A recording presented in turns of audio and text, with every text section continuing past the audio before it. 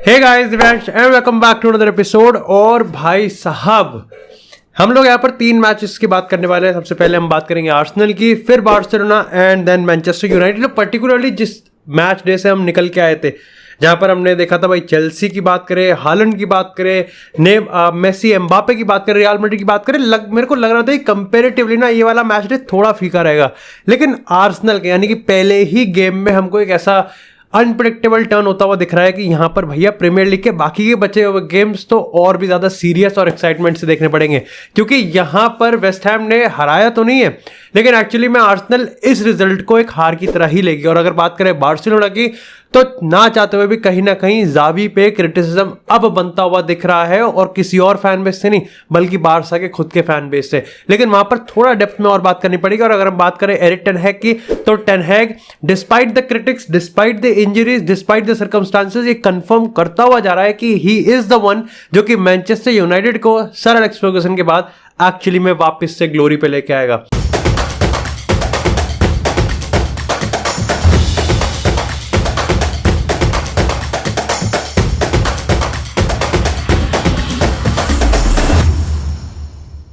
लेकिन सबसे पहले बात करते हैं यहां पर आर्सेनल और वेस्ट हैम की। देखो, उनकी हिस्ट्री में पहली बार ऐसा हुआ है जब उन्होंने 2 गोल की लीड को कंसेक्यूटिव गेम में बॉटल कर दिया हो। लेकिन बात सिर्फ इस रिजल्ट की नहीं है, बात यहां की आ जाती है। बात सिर्फ इसकी नहीं है कि आने वाले सेट ऑफ गेम्स क्या है, बात सिर्फ इसलिए नहीं कि 26 अप्रैल को मैनचेस्टर सिटी के सामने आर्सेनल उतरेगी कौन सी।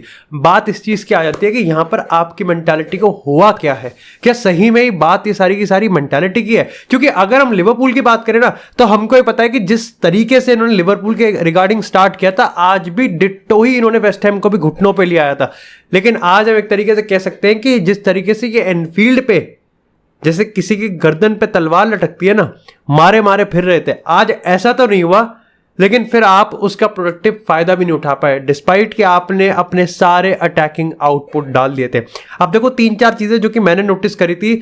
और भाई देखो यार, एक तो ये एक साथ इतने सारे मैचेस को रिव्यू करने में ना 1-2 चीजें मैं भूल जाता हूं, तो उसके लिए मैं माफी मांगूंगा। लेकिन सबसे पहले अगर जो पहली चीज मैंने नोटिस करी थी वो ये है कि गैब्रियल हेजूस भाई इस टीम को एक अलग डायनामिज्म देता है। डेफिनेटली अनप्रेडिक्टेबल होती है गैब्रियल हेजूस के साथ। और साथ में यस, बुकायो साका ने पेनल्टी मिस करी, लेकिन अगर भाई पहली बात तो रेसिज्म की कोई जगह नहीं है, लेकिन उसके बाद भी जरूरी नहीं है कि सब क्रिटिसाइज करने वाले रेसिज्म ही करते हो या फिर गाली गलौच ही करते हो। लेकिन मेरे को लगता है कि क्रिटिसिज्म भी नहीं बनता।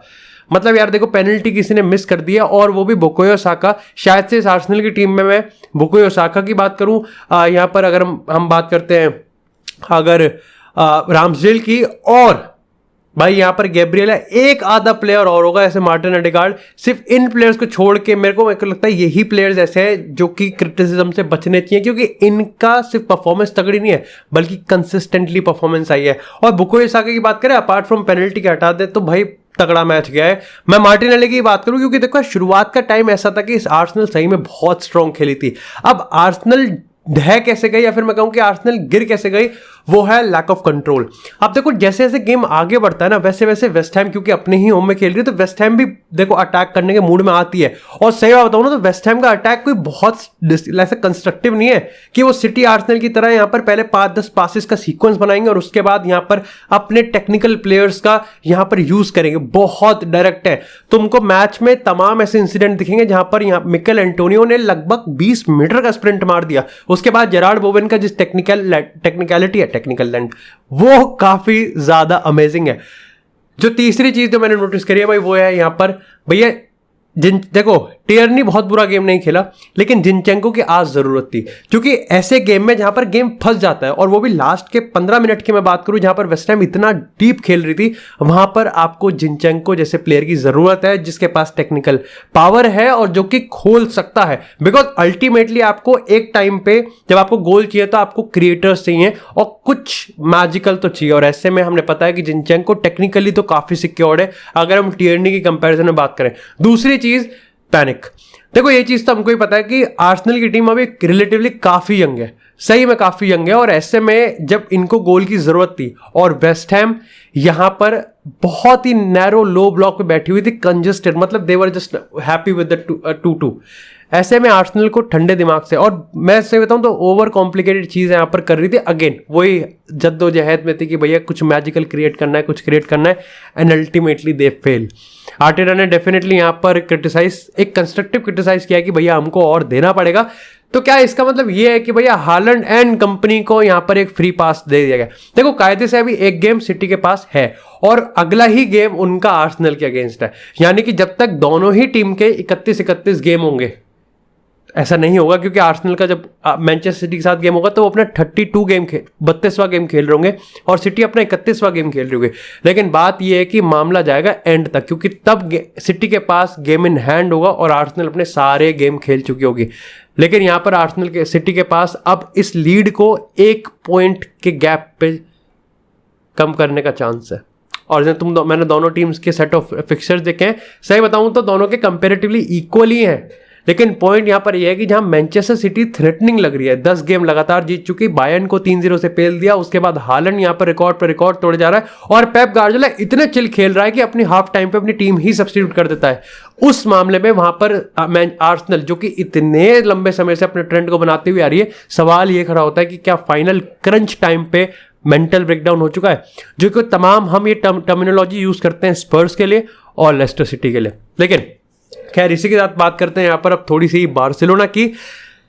देखो सबसे पहले तो ऑफ कोर्स देखो, एक तो साइड बाय साइड यहाँ पर आर्सेनल का गेम भी चल रहा था और साइड बाय साइड यहाँ पर मैनचेस्टर यूनाइटेड भी चल रहा था, तो मैं कुछ डिटेल्स मिस आउट कर सकता हूँ। लेकिन मैं जो देख रहा था सबसे पहले तो मेरे को ये पता चला कि भैया आपने थोड़ा रोटेट करा है।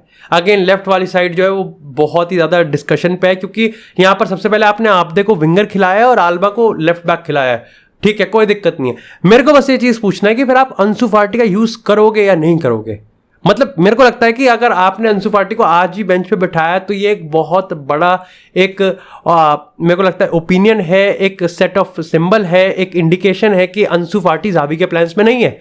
और डिस्पाइट कि आप घास को कितना ही कहते हो, देखो घास का फर्क पड़ता है और आज पता चल भी रहा था कि डिफरेंट है।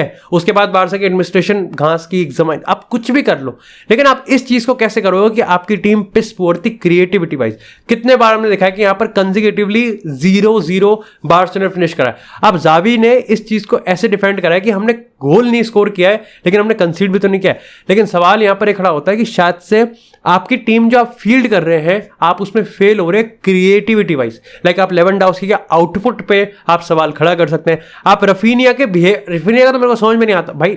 देखो मैं ज़ावी से टोटली एग्री करता हूं जब उसने ये चीज कहा कि हाँ भाई पिस मतलब गुस्सा आना सबका लाजमी है, ठीक है, लेकिन मेरे को ये चीज़ समझ में नहीं आता कि आपको पता है कि बार्सिलोना की ये टीम अभी रिलेटिवली यंग है और ज़ावी इस चीज़ को ट्रांसफॉर्म कर रहा है। ऐसे में रफीनिया का इस तरीके से बिहेव करना ड्रेसिंग रूम में एक बैड एग्जाम्पल सेट कर सकता है, डेफिनेटली सेट कर सकता है। और वो भी तब जब आने वाले टाइम में डेम्बेले भी वापस आएगा, उसके बाद लियोनेल मेसी भी होगा और बहुत सारी चीज़ें चेंज होने वाली है। ऐसे में रफीनिया का इस चीज़ पे खिसियाना, और ये पहली बार नहीं है, वो थोड़ा दिक्कत देने वाली बात है। उसके बाद आप सर्जियो बुस्केट्स का आप सही से इस्तेमाल कितना कर पा रहे हैं वो नहीं। अगेन रोनाल्ड अराउओ और जूल्स कुंडे रॉक सॉलिड, मतलब अराउओ तो मेरे को लगता है बिल्कुल मतलब ही इज अनटचेबल। आप कैसा ही गेम खेल लो वो तो सही रहता है। एक चीज और नोटिस करने वाली बात है भाई, without Frenkie de Jong and Pedri ये टीम बहुत लैक करती है, बहुत लैक करती है। क्योंकि पेड्री और फ्रैंकी डियोंग जिस तरीके से ट्रांजिशन करता है, जिस तरीके से बॉल को कैरी करता है, पेड्री वो सारे सवालों का जवाब है जो कि एक्चुअली में बार्सिलोना इस समय फील्ड पे ढूंढ नहीं पा रही है। चाहे हम कंट्रोल की बात करें, चाहे हम क्रिएटिविटी की बात करें, हम चाहे कंपोजर की बात करें, या फिर उस नेटवर्क को जोड़ने की बात करें। लेकिन अगर हम गावी की भी आज गेम की बात करें तो वो भी एज इट इज एक्स्ट्रॉर्डिनरी नहीं था। ये टीम लैक करती है, ये टीम क्रिएटिविटी लैक करती है, एनर्जी लैक करती है। और क्या सवाल खड़ा किया जाना चाहिए कि एक्चुअली में last stretch of the season में ज़ावी अपनी टीम को मोटिवेट करने में भी दिक्कत दे रहा है क्या? क्योंकि सवाल एक छोटा सा ये भी अराइज होता है कि ये बार्सिलोना बॉटल कर सकती है। देखो 11 पॉइंट वो अभी भी आ गए, और अगर हम सेट ऑफ फिक्सचर्स की बात करें तो रियल मैड्रिड और बार्सिलोना दोनों के इक्वल ही हैं, मतलब ज़्यादा डिफिकल्ट दोनों में से किसी के नहीं है। लेकिन इंटरेस्टिंगली है कि जहां रियल मैड्रिड अपनी फॉर्म को वापस से रीइग्नाइट कर सकती है, बार्सिलोना उस चीज में फेल हो रही है। इसमें यह है कि हाँ, एथलेटिको मैड्रिड के अगेंस्ट डियोंग और पेड्री दोनों वापस आ सकते हैं, और शायद से आने वाले टाइम में जो पता नहीं किसके अगेंस्ट 1-2 गेम के बाद ही यहाँ पर डेम्बेले भी वापस आ जाएगा। और एक चीज ये भी है कि रियल मैड्रिड इस समय 3, मतलब एक तो कोपा देल रे में भी, चैंपियंस लीग में भी और ला लीगा में भी। तो अल्टीमेटली मैं ये तो नहीं कहूंगा कि बार्सिलोना इस ला लीगा टाइटल को बॉटल करने वाली है, लेकिन मेरे को एक चीज पे क्रिटिसिज्म जरूर बनता है कि क्या ज़ावी इस चीज का फायदा नहीं उठा सकता अपने यंगस्टर्स को प्रमोट करने का और नई चीज इन्वेंट करने का। Do let me know in the comment section. लेकिन इसी के साथ बात करते हैं अब थोड़ी सी मैनचेस्टर यूनाइटेड की।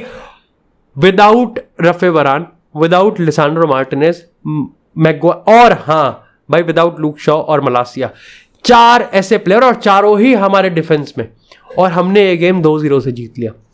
डेविड दया को ज्यादा शॉट सेव नहीं करने पड़े। डेविड दया के ball distribution absolutely amazing. Lindelof का गेम स्टाइल बहुत सही। मैग्वायर का मैं बात करूं तो इंडिविजुअली मैग्वायर ने मेरी थोड़ी सी फटवाई, क्योंकि मैग्वायर का स्टाइल ऐसे ही है कि यार मैग्वायर एक तो पीछे, जैसे राफेल वराना क्या ना, पीछे खिसकता रहता है, वो अपनी टीम को थोड़ा फॉल बैक करने का टाइम देता है, और वो इतना जल्दी फाउल नहीं करता, क्योंकि उसको पता है कि अगर फाउल गलत चला गया तो भैया पीछे बिल्कुल मिल्खा सिंह की तरह भाग जाएगा। मैग्वायर यही गलती करता है, and the bad part about it कि मैग्वायर यहाँ पर फिर फाउल भी दे देता है। लेकिन उसके अलावा अगर मैं आज गेम की बात करूँ तो आप ये देखो कि स्ट्रक्चर, सिस्टम कितना फ्लेक्सिबल है और कितना रॉक सॉलिड है कि आपने डियोगो डालो को लेफ्ट बैक खिलाया है। एक डियोगो डालो, लाइक आपने एक वीक फुटेड प्लेयर को जो कि उस विंग पे खेल रहा है, और वो भी सही खेल पाया। एरन वन-बिसाका और डियोगो डालो दोनों ने ही आज बहुत बढ़िया काम करा है। जब मिडफील्ड में नंबर्स की जरूरत थी तो मिडफील्ड में आए, जब हमको ओवरलैप की जरूरत थी तो ओवरलैप किया है। Absolutely amazing. ब्रूनो फर्नांडिस का गेम बहुत ज्यादा तगड़ा था। उसके बाद मेरे को एरिक्सन भी बहुत सही लगा, लेकिन कासिमिरो आज मेरे को ठीक है, आज स्टेबल लगा। ऐसा जरूरी नहीं कि हर दिन ही आपको 5 स्टार परफॉर्मेंस देनी है।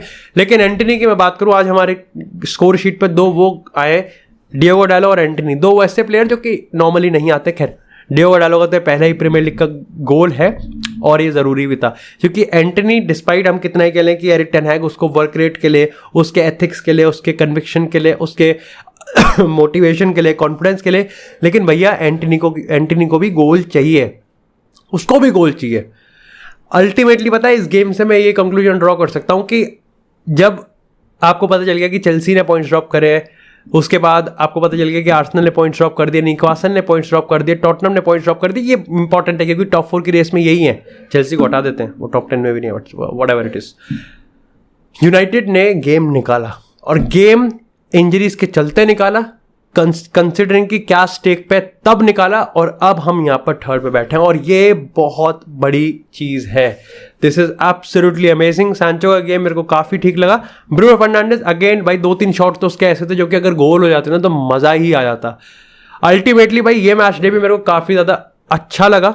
इसने आगे की स्टोरी लाइन को बिल्ड किया, क्योंकि अब देखना पड़ेगा कि अगर हम टॉप 4 रेस की बात करते हैं तो यूनाइटेड, स्पर्स और न्यूकासल यूनाइटेड कैसे आगे बिल्ड करते हैं, और आर्सेनल ने जिस तरीके से यहाँ पर प्रीमियर लीग की टाइटल रेस वाइड ओपन कर दी है वो भी काफी इंटरेस्टिंग है। एंड अल्टीमेटली अगर हम बात करें बार्सिलोना की, तो ज़ावी को ये चीज मेक श्योर करनी पड़ेगी कि वो इस ड्रेसिंग रूम को वापस से इग्नाइट कैसे कर सकता है इस फाइनल स्ट्रेच में, और किस तरीके से वो यहाँ पर यंगस्टर्स की पॉलिसी को इंप्लीमेंट करता है। Thank you so much.